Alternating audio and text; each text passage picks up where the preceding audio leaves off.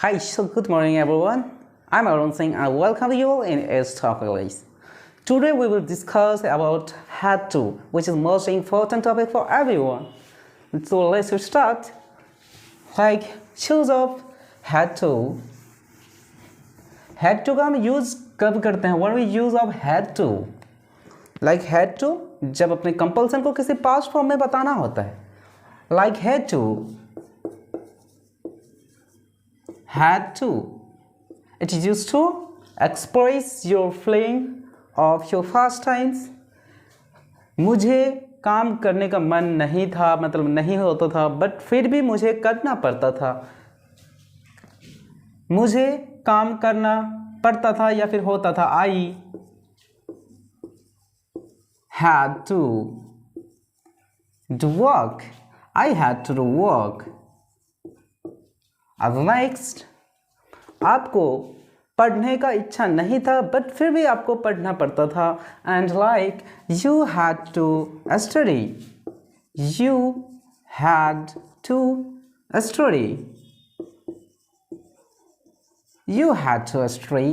And next, मुझे दौड़ना होता था. मुझे दौड़ना पड़ता था. दौड़ना होता था एंड पढ़ता था. This two sentence are same. Here is no any difference. Like मुझे, आई हैड टू रन. यहाँ हम V3 का भी यूज नहीं करेंगे. हैड टू के बाद V1 का ही यूज करते हैं. एंड लाइक उसे पढ़ना पड़ता था. उसे, मैं किसी स्त्री के बारे में बात कर रहा हूँ, उसे पढ़ना पड़ता था. सी had to study. She had to study. क्या उसे पढ़ना पड़ता था? क्या उसे पढ़ना पड़ता था? सो हो जाएगा did she had to study. Did she had to study. क्या उसे पढ़ना होता था? क्या तुम्हें खेलना पड़ता था? क्या तुम्हें खेलना पड़ता था? अब देखिए, पहले हमने have to and has to का बात करा था, तो there we use of do and does.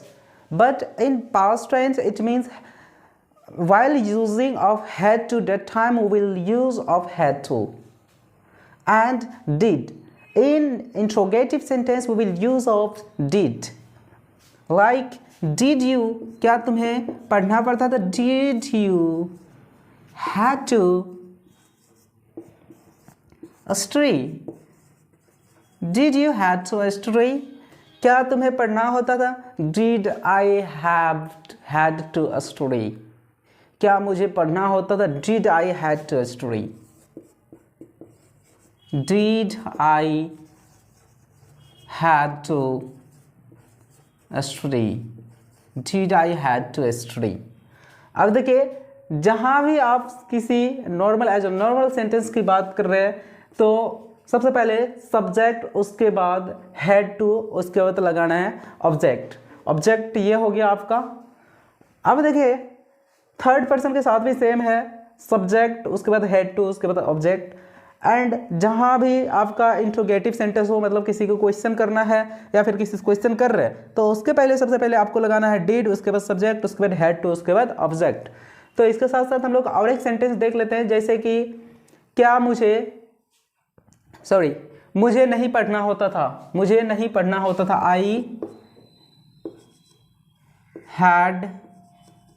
I had not to study. I had not to study. आप देखिए, नेगेटिव सेंटेंस में ये होगा I had not, उसके बाद to, उसके बाद study. मुझे नहीं पढ़ना होता था. So for watching this video, and thank you so much for watching this video, and so to subscribe my channel, please go and subscribe it to get latest notifications. So thank you so much everyone.